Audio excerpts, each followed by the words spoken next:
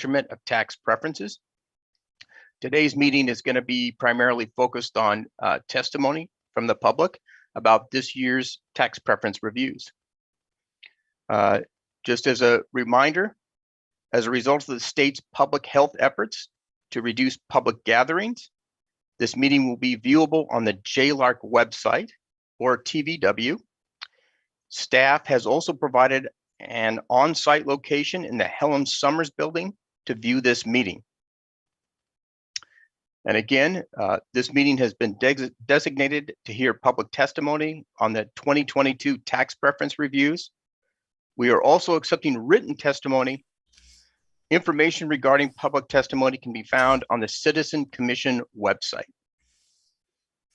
So with that, I am going to go ahead and conduct a roll call vote of the commissioners. If you're here, say here. Andy Meadows. Here. Ron Buing. Here. Sharon Kyoko. Here. Jim Orr. Here.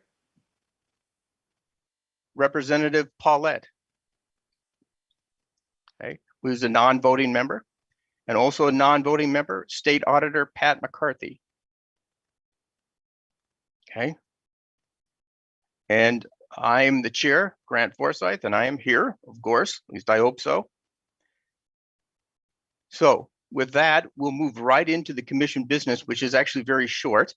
It's only an action item. It's the approval of the August 2nd, 2022 meeting minutes.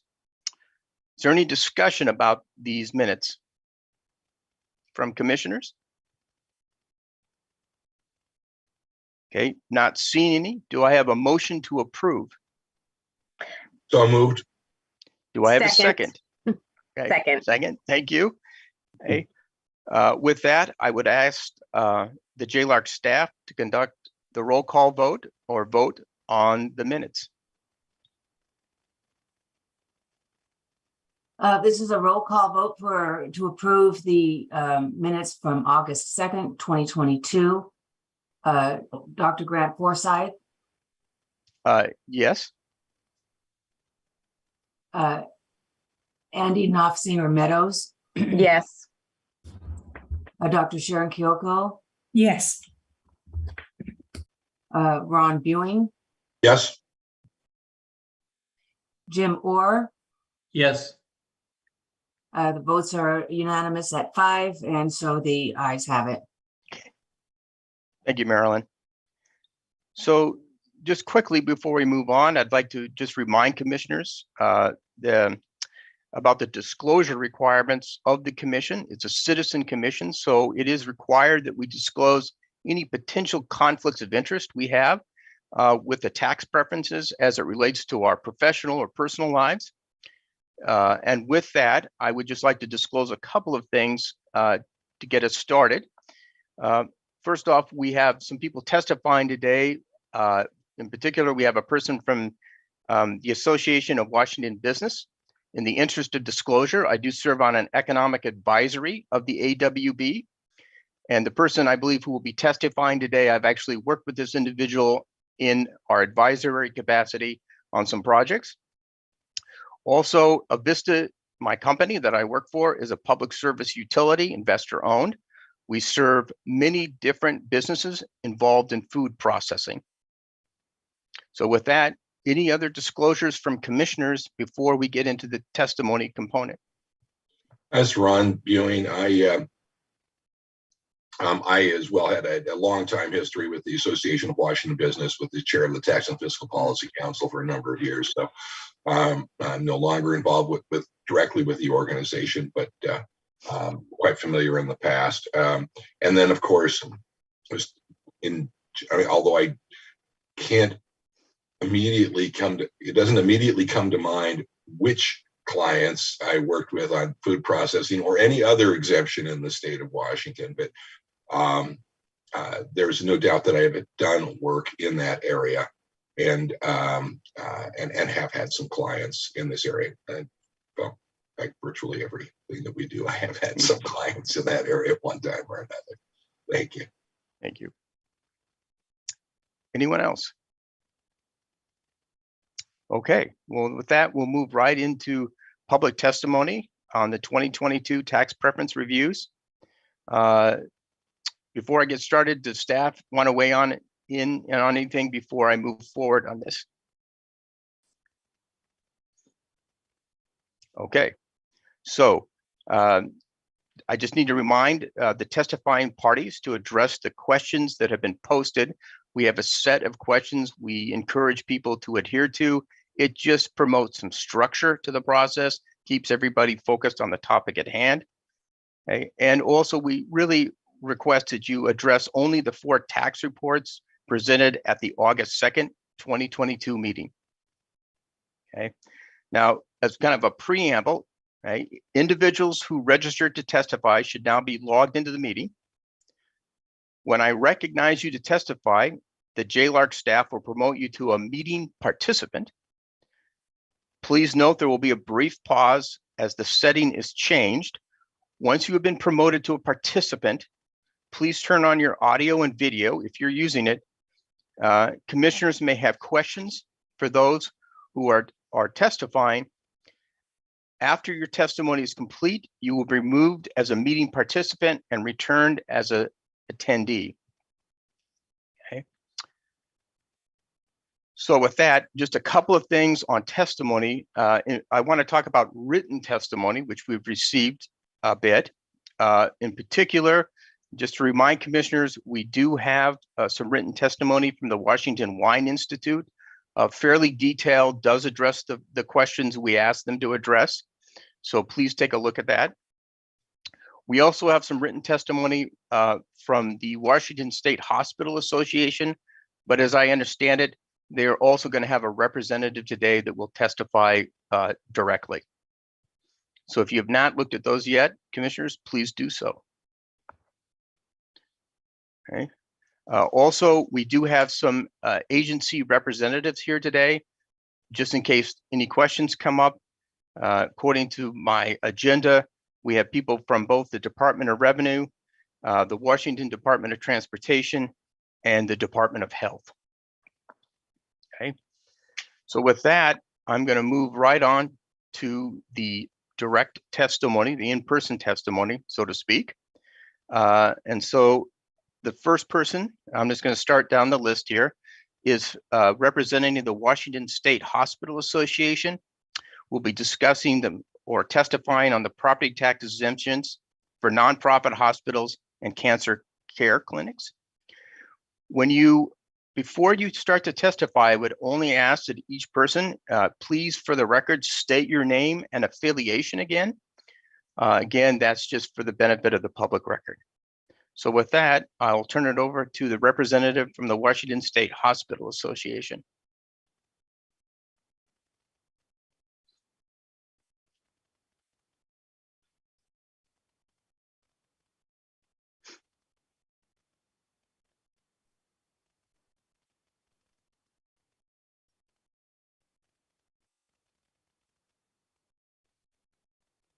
Good morning, members of the commission. Sorry for the delay. I had to get my mute off.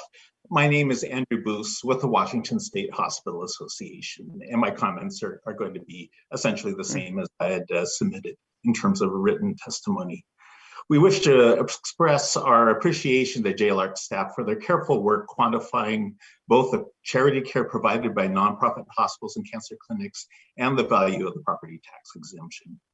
The preliminary report validates what we have always known. Currently, the amount of charity care provided by nonprofit hospitals and clinics is more than 3.5 times the value of the property tax exemption. That amount of charity care is expected to increase significantly as a result of legislation that was passed during the last session. Beneficiary hospitals provide nearly all of the hospital care, the bulk of the specialty care, and a good portion of the primary care for low-income residents and other vulnerable populations in our state, and provide geographic and language access to diverse populations. Keeping the Washington residents healthy and productive benefits our state financially. Though JLARC staff indicated they are not at this time able to quantify all the amount of community benefit in the report, They did mention that the Medicaid shortfall for beneficiary hospitals was $1.4 billion for 2019. The Medicaid shortfall is the difference between Medicaid payment and the actual cost to the hospital to provide the care. For 2020, hospitals were paid about 62% of the actual cost of providing care for Medicaid enrollees, with more of a third of the actual cost of care subsidized by the hospitals themselves from their other revenues. This payment shortfall amount alone is about 15 times the value of the property tax exemption. The report also mentions that beneficiary hospitals also benefit from the deduction from B&O taxes for the Medicare and Medicaid revenues. The B&O deduction is based on the realization that since Medicare and Medicaid pay significantly less than the actual cost of care, an additional tax on these revenues would further hinder hospitals' financial ability to serve these populations. WSHA strongly supports the report's conclusion that nonprofit hospitals and cancer clinics are already meeting the inferred intent of the tax preference through the provision of charity care and other community benefits. If the legislature intends to clarify the preference through a performance statement, we ask that it fully recognize the value that is already being provided in the form of care by nonprofit hospitals and cancer clinics to our most vulnerable populations. Thank you for the opportunity to provide this testimony. Commissioners, any questions?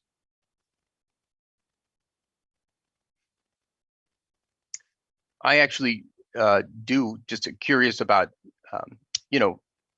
one of the issues, of course, is that Medicare and Medicaid are constantly under revision, or people are always looking at it from a congressional, federal point of view. Do you see any changes to Medicaid that might be coming forward that could maybe increase the benefit or decrease the benefit of this tax preference? I think we're always advocating for improved payment for Medicaid because it is so much less than that. I do not see that as really changing or coming to the point where the tax preference would not be beneficial. I see this tax preference as helping hospitals do as much as they can in order to provide care to underserved populations. And so, we believe that anything that is provided for tax preference is helpful and helps promote, the ability of hospitals to provide that care. So you don't really anticipate the kind of change in reimbursement that would, essentially. I don't anticipate a change that would change the economic situation for hospitals in such a way that the financial constraints on providing that care where the tax preference would not be beneficial to that in furthering the efforts in ensuring that access to more and more people in the state that really need it. Okay. Yeah, thank you. Anything else from commissioners? Okay, seeing none, thank you, Andrew, for that testimony. Greatly appreciated.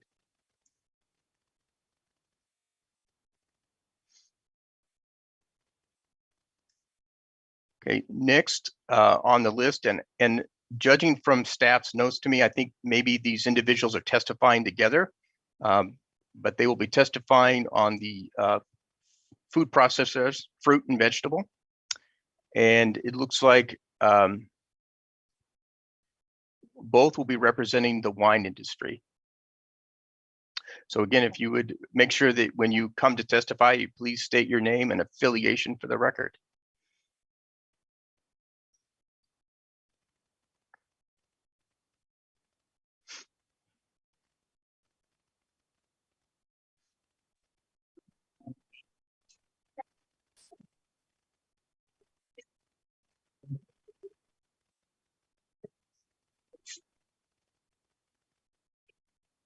Hello, my name is Ryan Pennington, and I am representing St. Michelle Wine Estates, and I am also a board member of the Washington Wine Institute. And I'll have Marty introduce himself as well. Hi, good morning, and thank you for letting us be here. My name is Marty Clubb, and my family and I own La Cola No. 41 Winery in Walla Walla, Washington. And I also serve on the Washington Wine Institute board. Thank you. So members, you go ahead, Ryan. Marty. Okay. I was going to thank the members of the commission for the opportunity to testify this morning. As the chairman indicated, the Institute has submitted some written testimony, and we're happy to address that. But Marty and I thought we would amplify and provide some context to that testimony as well. So as you may know, this preference is for out-of-state sales of fresh fruit processing, which includes wine grapes made into wine. And that out-of-state sales and opening new markets is really critical for growing the wine industry and creating a viable Washington wine category nationally. And when it comes to distributing out of state, because of the constitutionally mandated 3-tier system, wineries are required to sell at wholesale, so at lower margins when they distribute out of state, which is challenging in the marketplace, particularly in a particularly competitive market like this preference makes it viable for small and large wineries to distribute out of state, thus opening those new markets and growing the category, which then allows other wineries to join in those national markets as well. And then I would just add, as was pointed out in the written testimony, we feel that this preference makes a very strong case on return on investment to the state, both in terms of jobs and wages, tax collection, and overall economic benefit of the wine industry in Washington state, which is now the second largest wine industry in the country, behind only California, with over 1,000 wineries and nearly 60,000 acres of wine grapes. And by some measures, when you include the value-added nature of our product, we are actually the largest agricultural product in Washington, ahead of apples.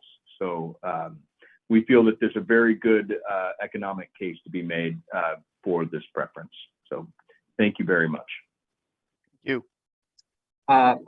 Yes, and thank you. I really come to the table speaking for the smaller wineries in the state. We have approximately 1,050 wineries, of which only a small number are very large, and at least 1,000 of those wineries are small.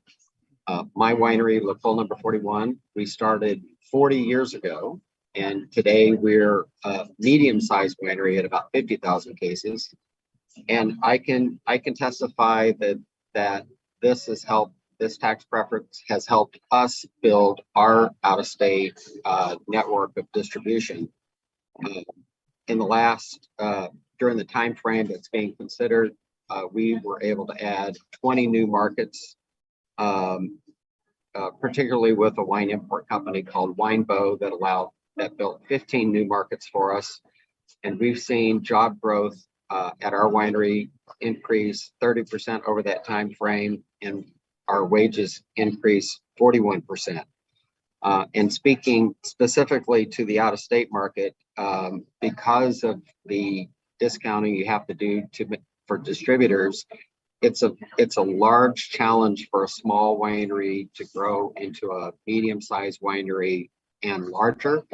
Yet it's really important for our industry, in order to fuel that growth, to find ways to allow the smaller wineries to have a voice. Many of us, even my winery, we have only about 20 employees, so we're small. And this gives us an advantage of trying to open doors out of state. I'll just briefly touch on the economic impact. As you probably know, the wine industry has a large impact because we farm, and then we're a manufacturer. We also retail.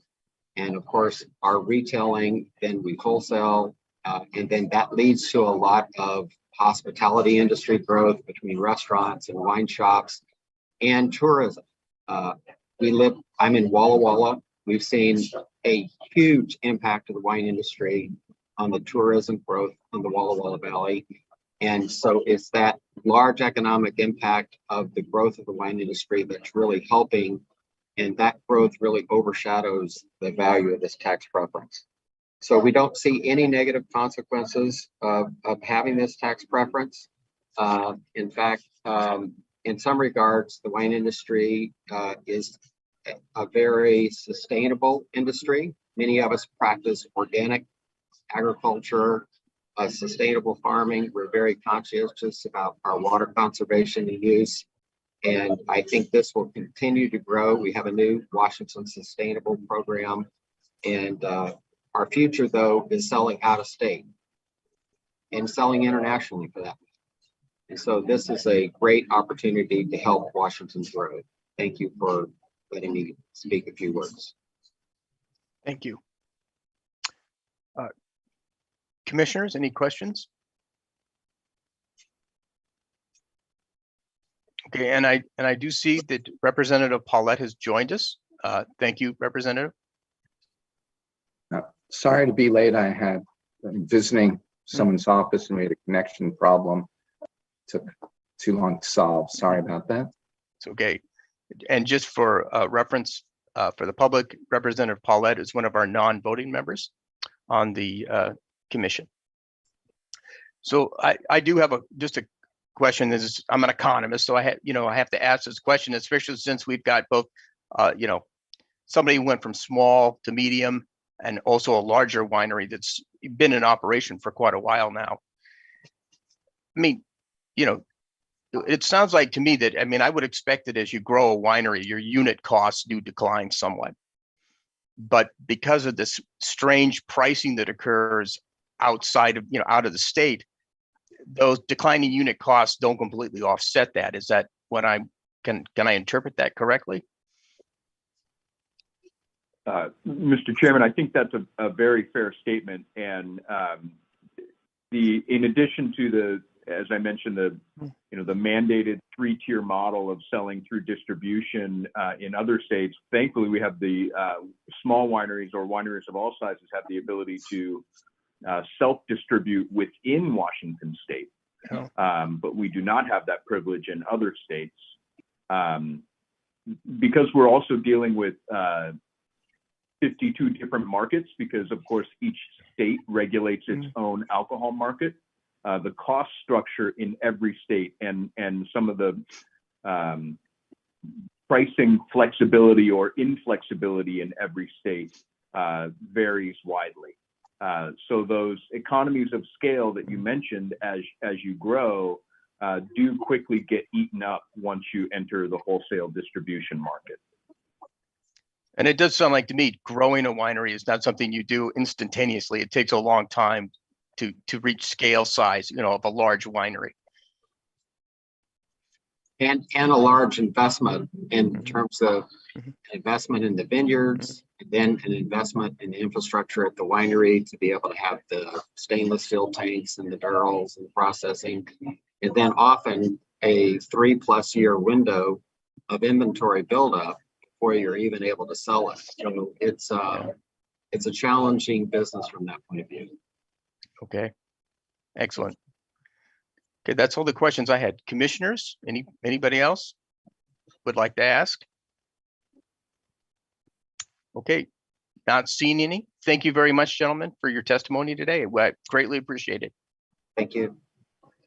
Thank you, commissioners.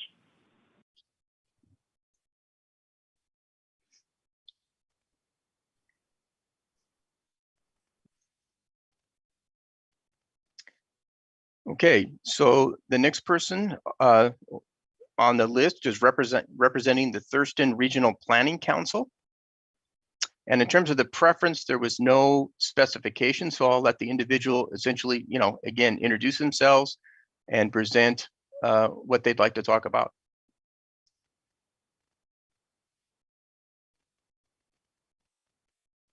Hello, my name is Karen Parkhurst. I work for the Thurston Regional Planning Council.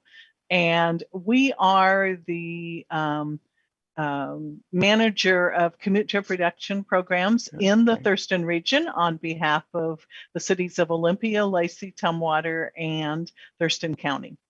And so I'm excited to present information about the commute trip reduction tax credit.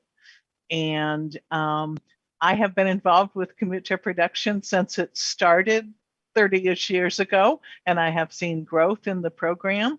And I think that all of the time that I have been involved with the CTR board and other efforts statewide, we have had great support for this program. Department of Transportation has worked on the report to the legislature every year to bring information on the effectiveness of the tax credit.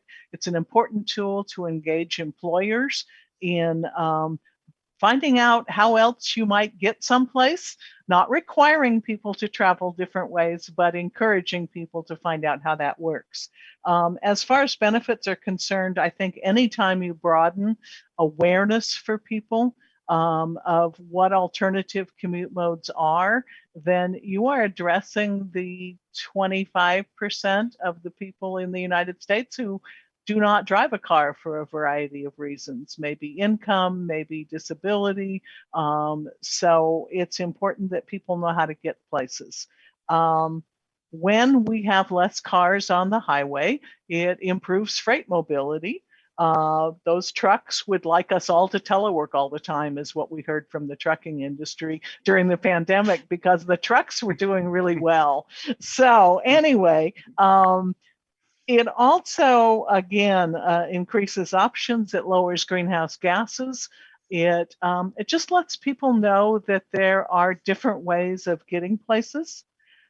And I think it's important also that these kind of incentives help an employer, perhaps. We're becoming a little different through the pandemic in workers and what they want to do. So flexible work schedules that take people out of the commute hours, allowing you to flex your hours so that you can catch transit rather than driving by yourself. All of those things have come into the sort of normal conversation.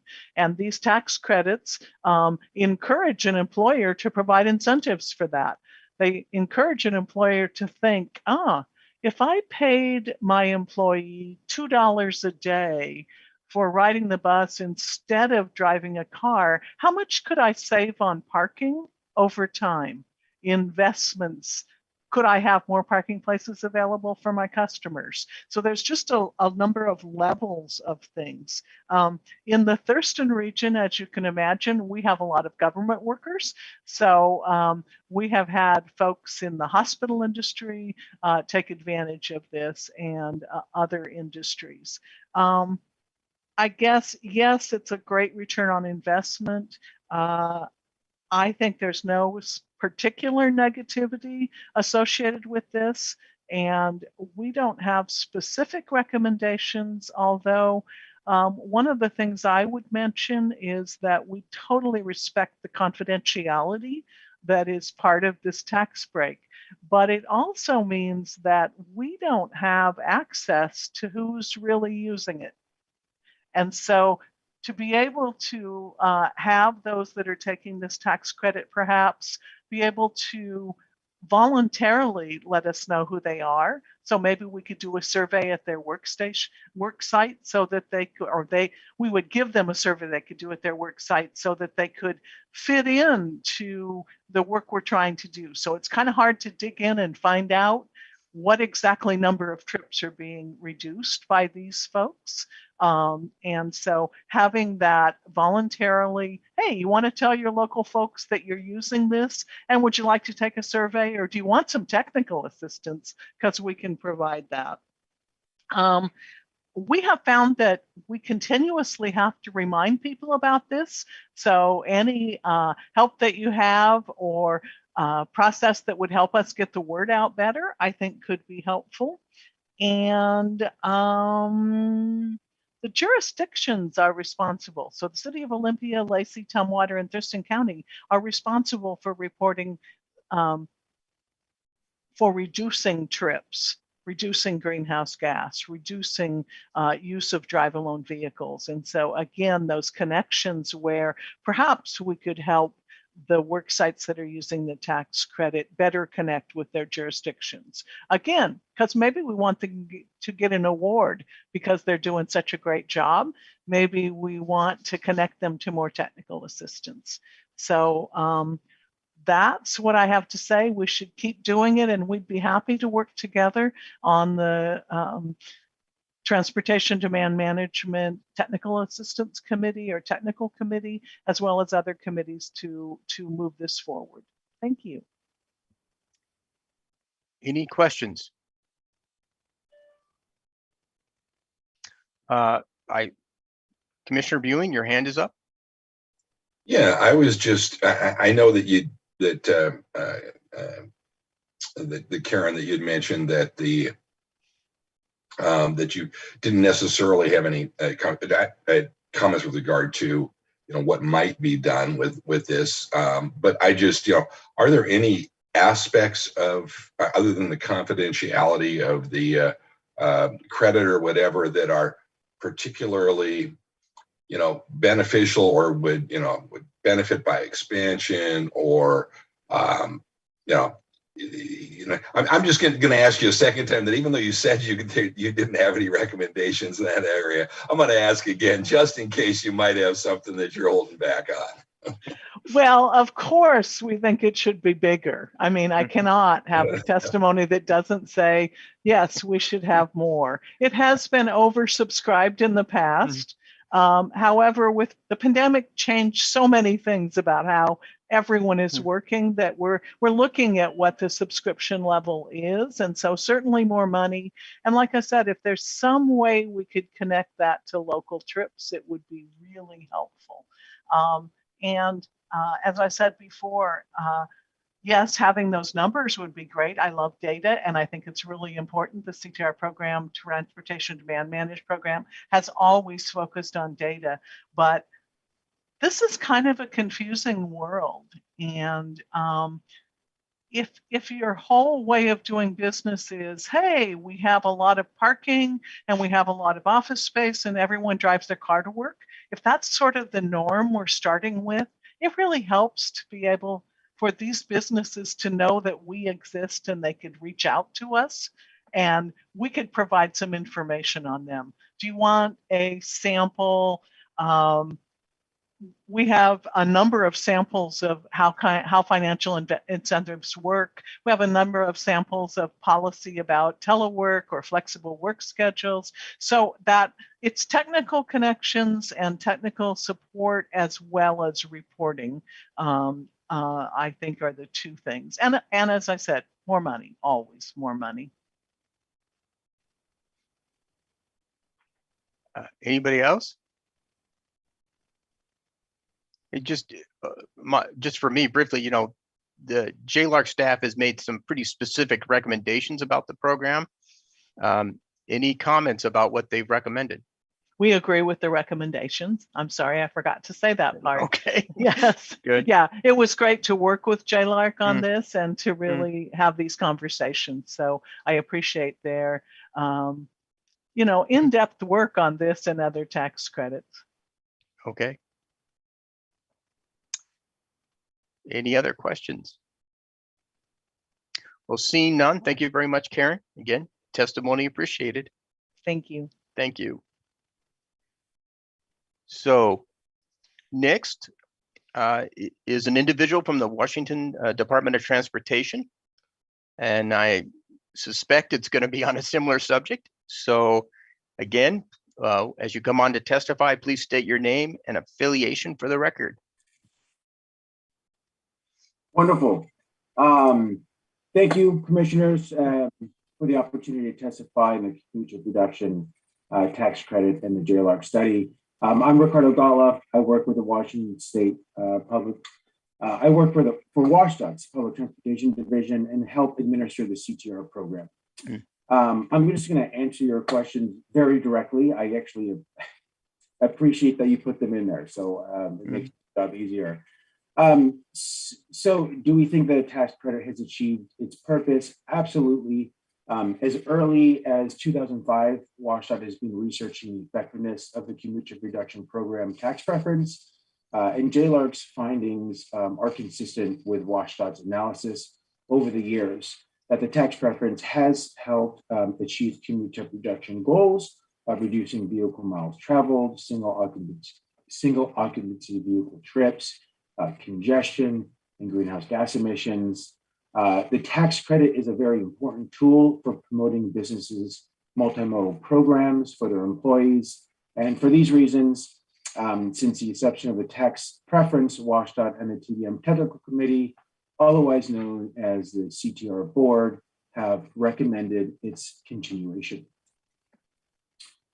Do we believe the tax credit provides benefits in addition to those stated in the intended or inferred purpose? Again, yes. Employees that provide financial incentives to their employees for ride sharing, using public transportation, car sharing, walking, biking, non-motorized commute options may apply for the tax credits to gain against businesses and occupational public utility taxes. The tax credit has been critically important in engaging employers and businesses in the CTR program. But commute truck reduction program tax credit benefits, we believe, far exceed that of individual businesses or employees. Additional benefits include central business districts and downtown corridors from Seattle to Spokane, heavily congested corridors, transit agencies, state ferries, rideshare programs, WashDOT strategic goals, mitigating climate change, improving air quality, and so much more. But don't just take our word for it. The program's statewide benefits are evidenced by testimony in support of the program provided earlier this year to the House Transportation Committee by representatives from the Southwest Regional Transportation Council, Ben Franklin Council of Governments, Downtown Seattle Association, Disability Mobility Initiative, Community Transit, and Spokane Transit Authority. So there's a very broad statewide coalition of supporters for the program and for the outcomes that the tax credits support. Does WashDOT believe the taxes associated with the increase kind of outweigh the costs?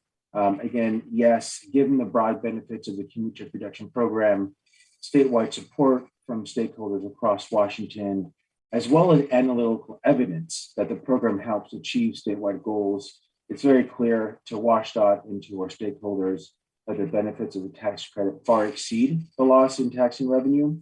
WashDOT and our partners would argue that the tax credit provides a pretty high return on investment. Does a tax credit have negative consequences? No, not that we've been able to evidence. There's always room for improvement though, and I think looking kind of moving forward, that's where we would like to focus our attention. At this point, WashDOT and the TDM Technical Committee don't have specific recommendations on how the tax credit should be modified, but we are committed to working with stakeholders to increase viable modifications. It's important to focus on the outcomes that the tax credit should achieve. Over the years, the CTR program has evolved, and we think it's about time that I think there's an opportunity for the tax credit to evolve with it. Most recently, stakeholders, CTR stakeholders, have focused their attention on kind of developing a complementary program to the cumulative reduction program to really augment and supplement the program's outcomes. Kind of a supplemental program would focus on equity, engaging smaller work sites, rural communities, shift workers, supporting disadvantaged communities. So in closing, WashDOT and our cumulative reduction partners look forward to working with JLARC, members of the commission, and others to develop modifications to the tax credit that help support these kind of complementary program outcomes. Thank you. Thank you. Oh, I want to make a plug to staff, particularly Pete and Zach. They were fabulous to work with, very thorough, pleasant, asked great questions. So you all should be very appreciative for the support that they provide you all, because they were fabulous to engage with over the course of this process.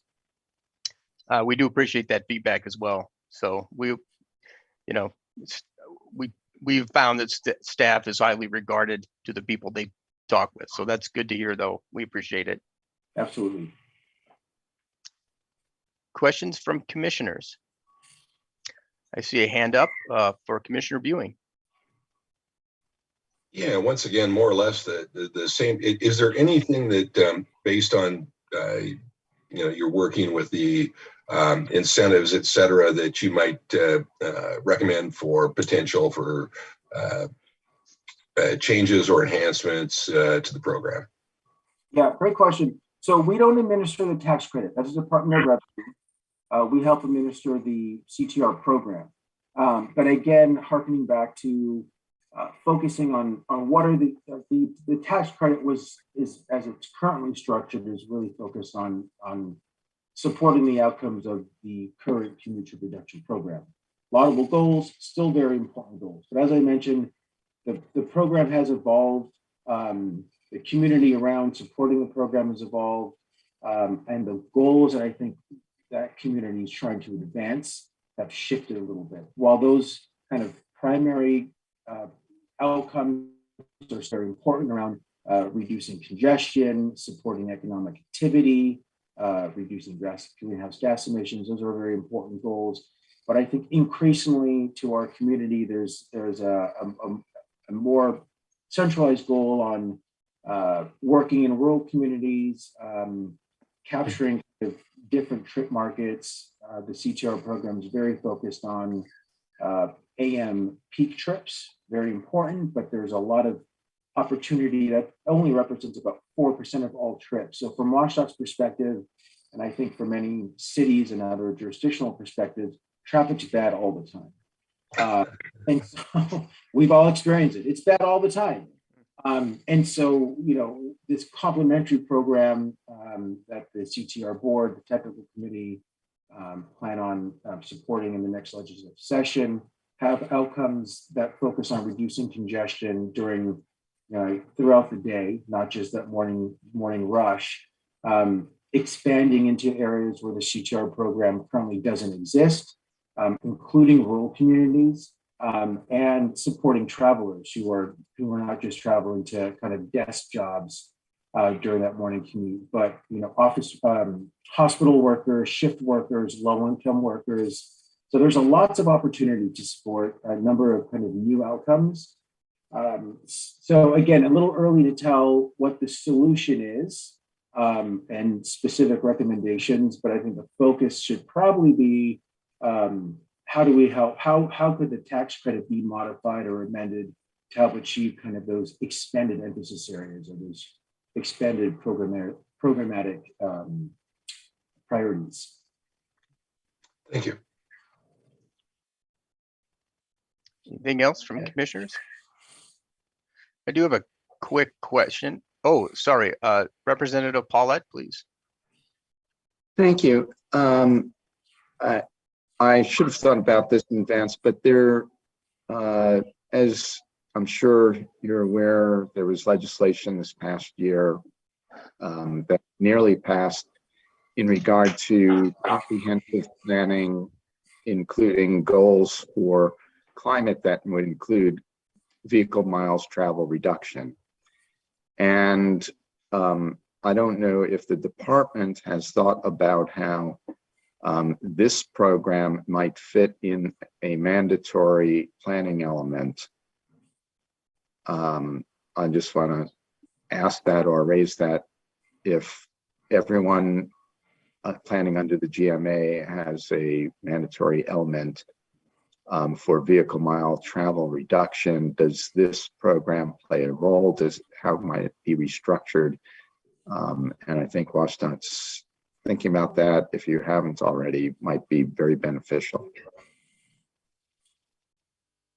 That's a great question. I can't answer the specifics of that. The kind of the land use elements in CTR, the commuter production program does not have a land use component to it.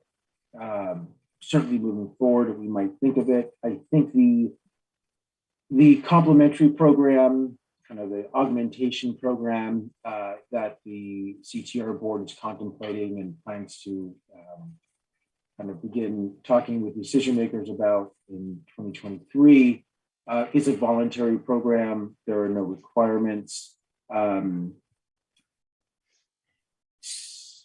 So kind of making it a requirement certainly elevates the effectiveness of it, but also has some other consequences that may be unintended as well. So we are looking into that. We don't have any specific recommendations in terms of mandating or looking into the growth management.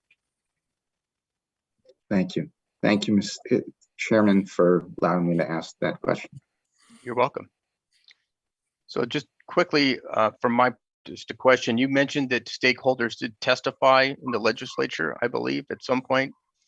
Did the things they say, did they sync or contradict with what the JLARC staff has recommended? No, I think very, very supportive. Their testimony did not pertain to specifics regarding the tax credit, but very supportive of the CTR program in general, and kind of its, developing a complementary program.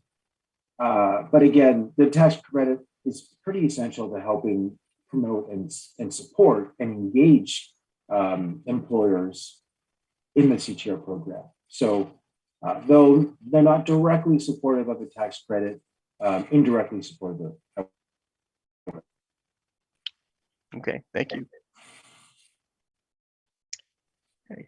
Of course, Karen Parkhurst, who just testified, is a TDM technical committee member or CTR board member, and has testified in support of the program to the legislature probably more times than I can count on my hands. So,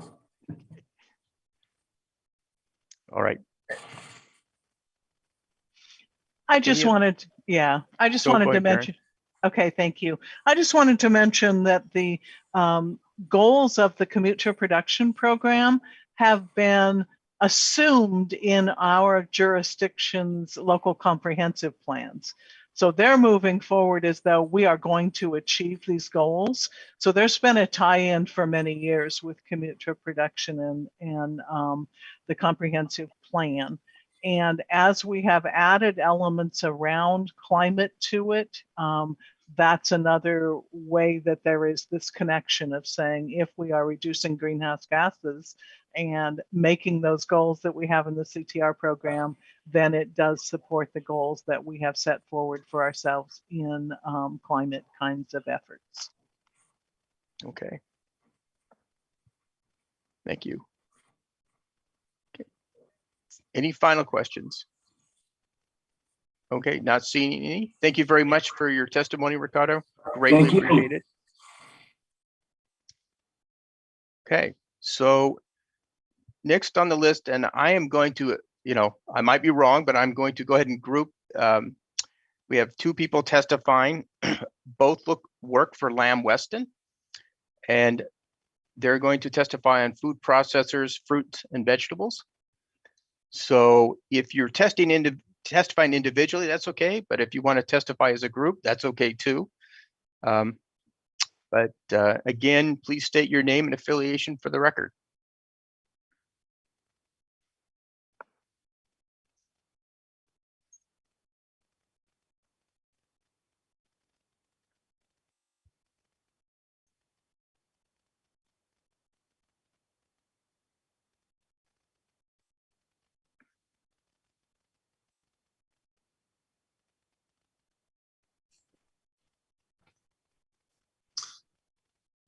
Hi, my name's Mark Wynn, and the Zoom has me listed as Karima, and Karima should be joining shortly, but we should be able to be together here shortly.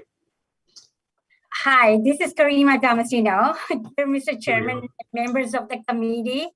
I'm a tax manager at Lamb Weston, and I live in Kennewick, Washington, and we are in favor of getting the manufacturing exemption extended. We're in the business of processing frozen potato products and also vegetables. So basically, we make French fries, and almost all of you had McDonald's French fries. You all have McDonald's French fries, so you know what we do. And also, before I start talking about how Lamb Weston provides economic benefits here in Washington, I also would like to thank you, JLARC staff, for taking the time in meeting with us and trying to understand our industries and our challenges. So we really appreciate them. They did a great job. And also, answering the first, the questions for the testimony, all the first 3 questions, the answer is yes. And the last one, of course, is no. Okay, so I kind of want to go kind of more specific on how Lamb Weston provides the economic benefits here in Washington. So basically, we provide over 3,100 jobs here in Washington for our Washington location and also our corporate office here in Washington. We also have about 200 vacant positions that we're going to be hiring in the future. We have full-time positions. We also provide retirement and health benefits. The average total compensation per position is about $83,500. And then the total annual wages and benefits that we provide is about $258.7 million annually. And I just want to say that because of all this job here in Washington, we are creating more jobs here in Washington. This also enables our employees to spend more money here in Washington and also support all other businesses over here in Washington, okay? And for Lamb Weston, we are also doing a lot of investing here in Washington State. We have, in the past 5 years, we have invested about over $300 million in capital investments.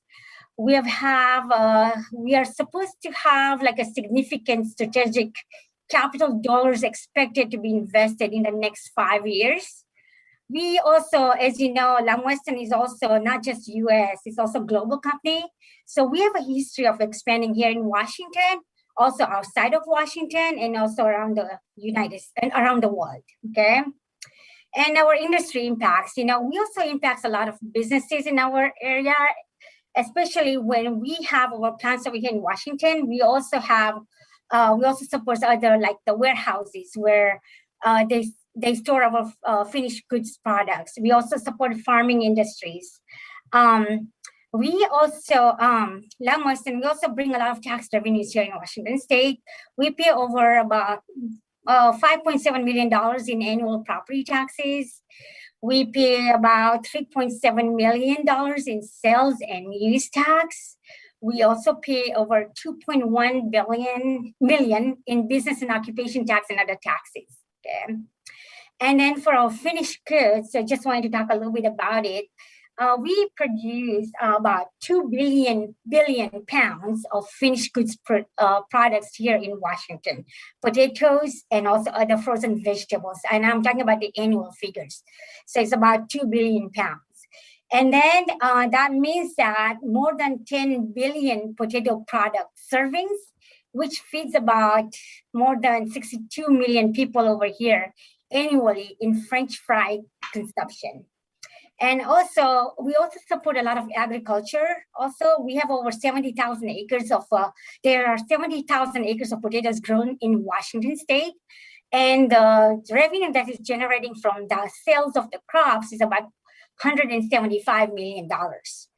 And then also, Lamb Weston is really important in our community because we also support like the second harvest. We donate a lot of our products to food banks and things like that. Like last year, we had about 900,000 pounds of potato products that we donated to the community. So we try to really involve ourselves in the community and support our community in fundraising and just being there for them. So I just kind of want to say that we really need this exemption to get extended, to have also, first of all, to have a competitive advantage with other states. And also the exemption also helps us invest and expand over here in Washington. Without the exemption, it'll make Washington State less attractive for us to invest here in Washington State, you know? So Mark, I don't know if you want to add anything to it, go for it. I mean. Mr. Chair Forsyth, did you want me to testify and then? Yes, first? if you have any comments, please weigh in. Yeah, you bet. Thank you, Mr. Chair Forsyth and commissioners, for the opportunity that Lamb Weston has to testify. My name is Mark Wynn, and I serve as the Vice President of Tax at Lamb Weston. I work closely with Karima on tax matters, not only in Washington, but also in other areas in the United States and in the world. I do agree with Karima that the first three questions, we would emphatically answer those as yes. The incentive has achieved its purposes. I feel like the agriculture industry and the food industry should deserve an exemption that the state of Washington is granted, because food is a necessity. We all need food as a necessity in our lives, and I think the agriculture and food industry is so critical as far as providing those necessities to everyone. Another reason I wanted to share that this preference provides is it allows Washington to be on parity with other states. Other states do not have a B&O like Washington. Most other states have an income tax, but in other states, when food manufacturers manufacture food products and export out of their state, in general, those transactions are not taxable within that state. And when those manufacturers sell within their state, in general, those transactions are taxable. And so this preference actually is on parity with other states, not only in the region, but other states around the United States. Another reason that this preference provides an attractive benefit for the state of Washington is other states are hungry for investment in capital, particularly in our business in the state of Oregon and the state of Idaho. Other states provide preferences, and they want investment from small and large companies, and they provide incentives for small and large companies to invest in their state. And this exemption helps make Washington much more attractive for companies like Lamb Weston to invest in the state of Washington. And then answered question number 4, I don't see negative consequences to the export preference. And Kareem has outlined, I think, what we feel are significant economic benefits that Lamb Weston provides the state of Washington as we continue to operate and invest in the great state of Washington. So that concludes my testimony, Mr. Chairman. Thank you. Thank you. Any questions from commissioners? Commissioner Buing.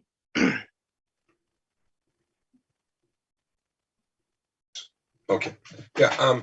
I just wanted to reiterate one of the points here that Mark is making. I think it sometimes is a little misunderstood thing about Washington B&O taxes and how they work, is that when you're in the processing or manufacturing or those types of industries in the state of Washington, you get taxed on 100% of your output, and it's valued by how you sell it. So you end up with tax on 100% of your sales generated from Washington processing activities in the absence of incentives like this. And when you look at these industries like processing and manufacturing, this it maybe seems like such a low rate at the end of the day, but it's a low rate on 100% of everything that's processed, and is based not at all on margins. And so when you have a low margin industry that and that is then shipping product throughout the United States, the B&O tax becomes a very, very high burden on individual companies. And so I appreciate the comments, Mark, on that, because that's, I think, something that sometimes is a little misunderstood about our taxing system and the effect that it can have in the absence of some of these incentive programs. Thank you, Commissioner. Anything else?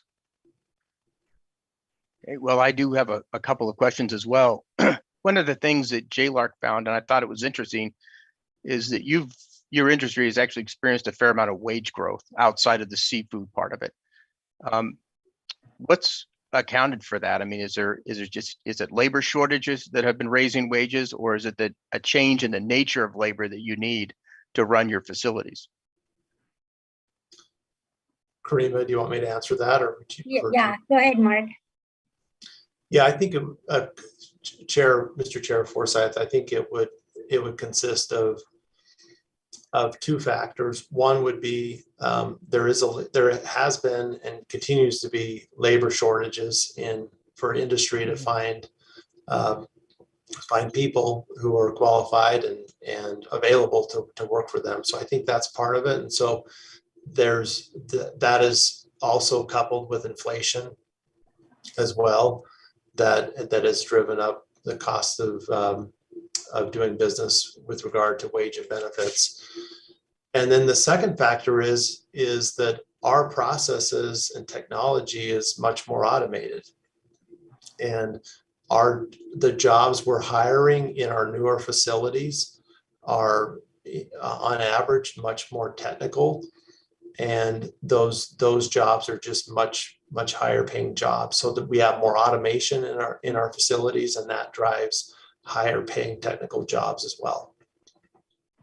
Yeah, I mean, I think that's really kind of a fascinating comment, and we hear that from other manufacturers as well. Is that, I mean, there are the cost pressures that you describe, but also the nature of the work has changed, which has changed the wage structure. So, that's just interesting to hear over and over again. The other question, or really, yeah, I guess question is, JLARC they had a consultant look at the tax differential between Washington and the other states. So from what you said, you would have broadly agree with what that consultant has found. Yes, Mr. Chair, we believe that the Washington tax burden on companies is quite high, and it provides for a natural competitive headwind for the state of Washington to attract business. And we believe when a state has good fundamental tax policies that attract business, and I'm not referring to something that is overly generous, just something that attracts business and is competitive. It's the economic engine of the state and of the country as businesses, small and large, invest and grow their businesses. It is the economic engine, and states that are more attractive to attract business are going to, in general, they're going to attract more business to their state than states that are less competitive as far as tax policies and the makeup of their tax system. So one of the things in the review that JLARC did, they mentioned that, one of the things that affects that tax structure is the sales tax on construction activity that businesses have to pay. So if you were to build in Idaho or Oregon, do they have the same sales tax? Is there a heavy burden on construction in terms of sales tax? I'm fairly knowledgeable in that area, but Karima, let's have you answer that question, if you will. Okay. Mr. Commissioner, just wanted to say that Oregon does not have sales tax. So there's no sales tax in Oregon. And then Oregon also has long-term like property tax exemption. You can negotiate up to 15 years. Idaho, their sales tax is 6%, which is lower than Washington State, where we're at on our locations. But also with Idaho, I mean, they want us to invest, and so they they would give us that the sales tax back in other in other economic benefits, like what I mean. Right. And so they're willing, to subsidize, like whatever we are paying, they're willing to give us back in any other ways. But Washington does not have any property tax exemptions, like Oregon or Idaho have, and Washington has higher sales tax and tax too. So that's why this manufacturing exemption is very important to us. Yeah, I mean, in the case of Oregon, I realized that they don't have a sales tax on a lot of retail transactions, but I was, the question for me was, did they have some special tax sales for construction activity? Because sometimes there's variances in there, but apparently they don't either. So, okay. Right. Uh-huh. All right. And we do also plan on submitting the written testimony. If you guys want that, we will do it. Yeah, that would be fine. I mean, this testimony I think the testimony we've received so far has been pretty comprehensive, but if you would like to, that's fine as well. Questions from anybody? Okay, not seeing any. Thank you very much for your testimony. It was extremely, again, like the other testimony, extremely useful, and we're greatly appreciative of it. Thank you, Mr. Chair and Commissioners. Thank you so much. Thank you. Thank you.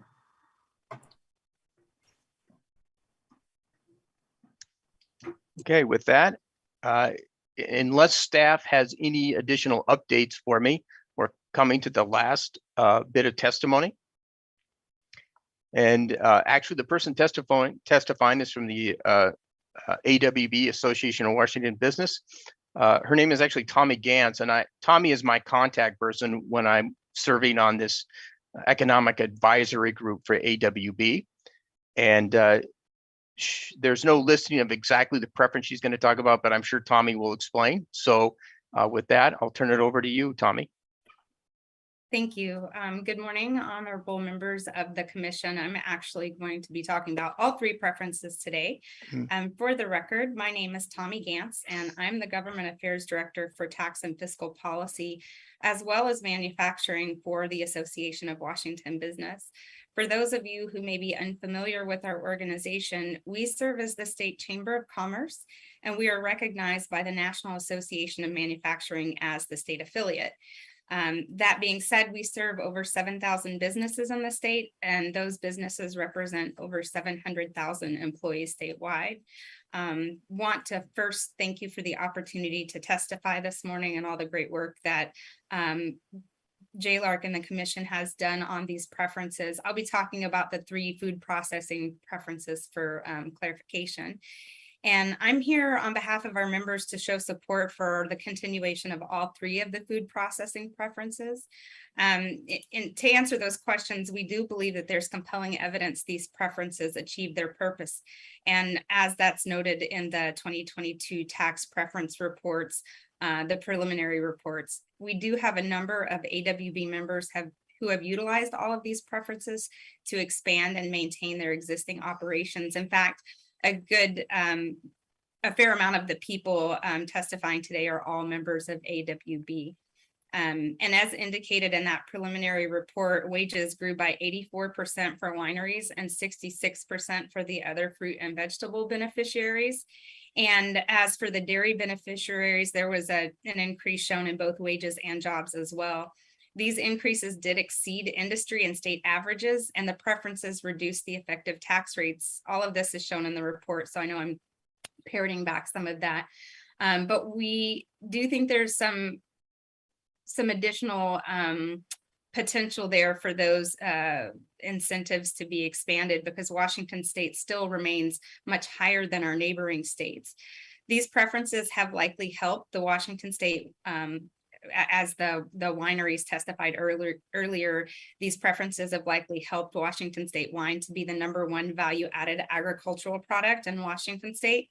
And you've also heard from other AWB members today who have spoken on the specific job creation in their community, as well as the community impacts in their testimony. I would like to address the auditor's finding on the B&O tax preference for seafood processors. We know that the Northwest food processors were not able to be here to testify today. They are going to be submitting some written testimony. Our seafood processing members believe the impacts of COVID may have skewed the outcome. They were particularly impacted by the shutdown of restaurants and food service.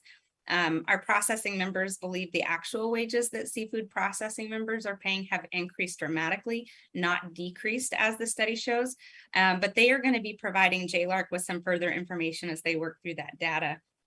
A recent survey from the Food Industry Association, which is a trade organization representing food retailers and wholesalers, found that 70% of retailers said supply chain disruptions were negatively impacting their businesses, up from 42% the previous year.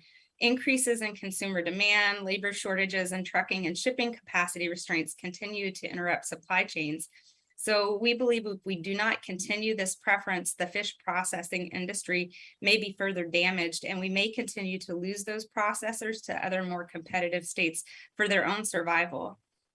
We do believe that all of these preferences provide benefits in addition to those stated and their intended or inferred purpose. For example, as you heard, Lamb Weston testify today that they've created more than 3,000 jobs in their community, and this increases the buying power and overall economic activity in those communities. And this has resulted in exceeding the preferences loss of tax revenue. We are not aware of any negative impacts to other industries resulting from the implementation of these preferences. So in closing, I mostly want to be here today to echo our members' comments and support the continuation of all three preferences in order to remain the most trade-driven state in the nation. That concludes my remarks, and I'm happy to take any questions. Commissioners, any questions? Not seeing any. I actually have a few. Tommy, on the seafood thing, that would be very useful to see some additional information on that. I actually had quite a few questions about why seafood looks so different. And, you know, some of the things I was asking went beyond the scope, I think, of what JLARC was looking at, but they do seem so different. It would be, I think, useful to both JLARC and the legislature and the commission to better understand that. Yeah, I think you're going to be, I was just looking for that. You're going to be getting some testimony, written testimony from Craig Smith at Food Northwest. They are going to have some additional data points to provide JLARC and the commission to review. I don't currently have access to those data points. I mean, typically in the past, when we have something that stands out like this, one of the things we do encourage the legislature to go back and talk to the industry, bring in people to testify, perhaps, just to get a better sense of why this data might look so different than other food processors. One of the things, would be very open to that, and he did apologize for his inability to be here today, and I did indicate I would speak to those concerns for him. No, that's great. That's great, because that was sort of a missing piece for me, is why seafood looks so different. The other issue would be interesting with seafood, and it might be again out of the scope, but it might also explain why they look so different. You know, there's this seafood is an international market. There's a lot of competition, not, you know, I think internationally for seafood. And the question is to what extent that maybe some of the numbers are being skewed in seafood because of international competition and what they're experiencing with international harvesters.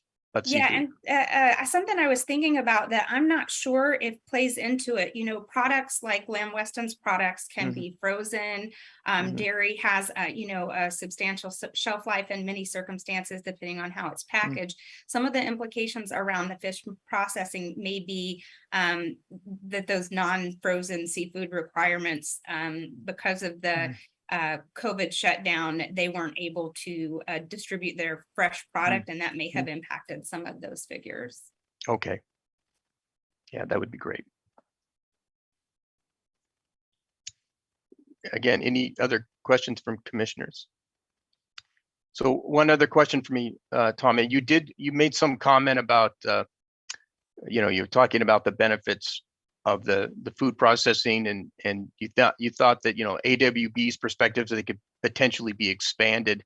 Could you discuss, are you having conversations with the legislature about expansions or additions to No, I tax haven't had preference? those discussions yet. It was something I was thinking through as I was writing up my testimony, that if we are still much higher than other states, and you know, looking at some of the things that Idaho has done recently in terms of their tax landscape, I have some concerns that we have lost a number of AWB businesses to those neighboring states. Not necessarily in the food processing area, but that is going to make us less competitive in terms of what those other states are offering businesses. And I think that you've seen our manufacturing report. For those of you that haven't seen it, it is up on our AWB website. I did a series of 3 studies around manufacturing, one of them showing competitiveness.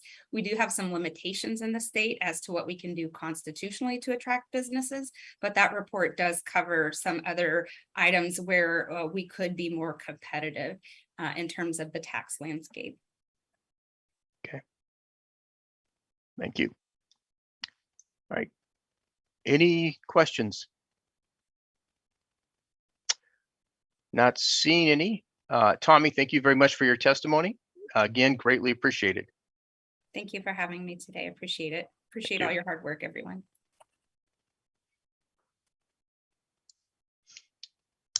Okay, that concludes our testimony, at least in terms of what is on a list.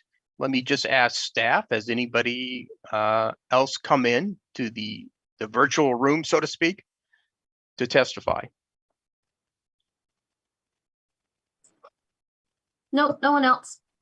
Okay, so we also have, again, as I mentioned, we have some representatives from the DOR, the Department of Revenue, the Washington Department of Transportation, and the Department of Health. I will just quickly ask if any of those individuals have any clarifications or comments they'd like to make.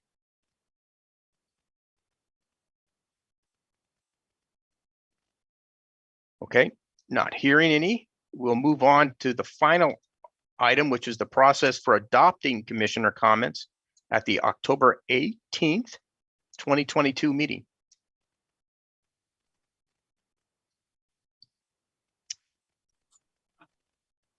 Morning, Chair Forsyth, members of the commission. By close of business tomorrow, we'll send you responses from the executive branch agencies that have a role or interest in these preferences that you've heard.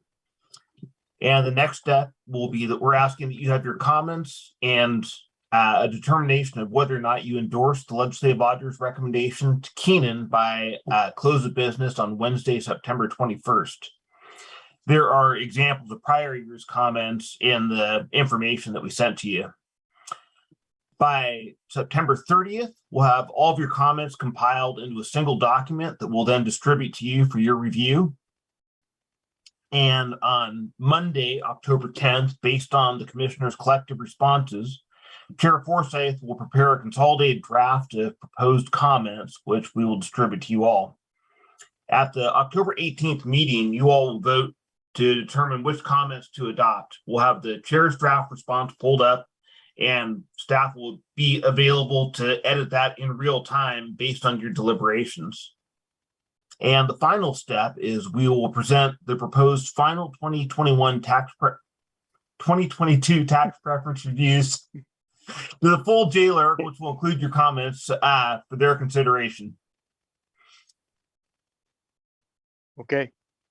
And as I discussed with staff on this issue, my current workload for the next couple of months is challenging. I'll use the polite term. And so it could be that I might be a day or so late on getting the comments back to everybody. So just to grant me a little bit of grace if that happens. So staff, anything else you'd like to throw in before we get to the end of the preamble here? Keenan, please. Yeah, thank you, Mr. Chair. I thought it might be good to just provide a quick reminder on the cautions about discussions amongst yourself outside of the public meetings to avoid any conflicts with the Public Meetings Act. And I know Kristen, your AAG representative, Kristen Lamson, is on the line. I'm sure she would do a more proficient job of detailing the reminder than I would, if that's okay with you, Dr. Grant. Yeah, that'd be great. Actually, it'd be good to hear from Kristen on just to remind us about where the landmines are on that issue. Hi there. Good morning. This is Kristen Lamson from the Attorney General's office. And just very quickly, to remember that anytime you have a quorum meeting, that means 3 of the 5 voting commissioners, that can be in person or it can be serial meetings by email or phone. So some practical tips are don't reply all to emails. If you have questions or comments, go through JLARC staff and they can get you information that you need to answer those questions. And then any actual back and forth with your fellow commissioners can happen at the next meeting. Again, beware of emails and phone calls. That counts as a meeting if there's more than a couple of you talking to each other about the business of the commission. If you have any questions, I'm happy to answer them. No, I appreciate that. And in particular on the reply all, I would just, say that I've watched some glorious careers practically destroyed by the reply all. So that is actually a good reminder. So as maybe we have to communicate individually for some reason, but yes, the reply all is that becomes then the purview of a meeting. So yeah, and I'll just remind folks that if you have questions about what you can or can't do, you're always welcome to call JLARC staff and they can get in touch with me to make sure we walk through the scenario and get you the information you need about what's okay and what should wait for the next meeting. Great. Thank you very much for that. You're welcome. Okay, Keenan, Eric, anything else from staff? No, I don't believe so, Eric. Anything we forgot to point out to our hardworking commissioners? I don't think so, no. Okay. So I'd like to think I'm hardworking, but I'll just say this, I'm surprised I got through this so well. I've been running econometric models for the last couple of weeks, and that always leaves me pretty messed up. So the fact that I'm lucid is amazing. So with that, we'll come up to the conclusion here. In fact, I would like staff to post something for me, and that's the address and location. The chair will remind the audience that anyone wishing to provide written testimony on today's agenda topics can submit to the following locations. Okay, either email or the address below. Right. So the next Citizen Commission meeting will take place on October 18th, 2022 at 10 a.m. And so with that, assuming there are no other questions, no other concerns, I will call this meeting adjourned. Thank you very much, everybody. Good work.